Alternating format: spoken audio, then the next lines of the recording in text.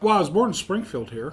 I've lived here my whole life. I'm probably one of the few examples I didn't grow up in the front yard as a 10-year-old or a young child wanting to be a firefighter. I got on when I was 31 years old. I knew a couple guys had been on the fire department and said, it's really a great career. When I first was hired and working here, Chief Helmerichs was senior firefighter on Engine 1. I remember one thing that really struck me with him was he would take time to work with us.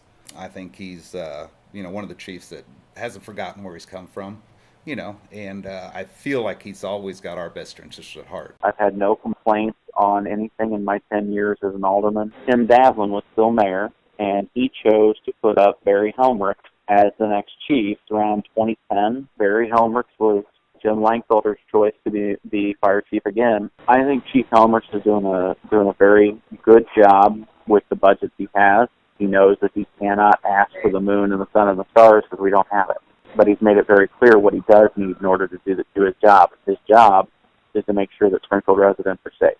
I did a year at SIUC, so Southern University of Carbondale, and decided I didn't really like college very much. I came back and started working for my dad. He's actually the owner of Falcon Hobby Supply. Unfortunately, on September 13th of last year, we had a pretty destructive fire that just about eradicated everything we owned. It felt like an eternity at the time. It feels like it's an hour, but I want to say they got there in 5 or 6 minutes. It was amazing, actually, how fast they got there. And they did an amazing job.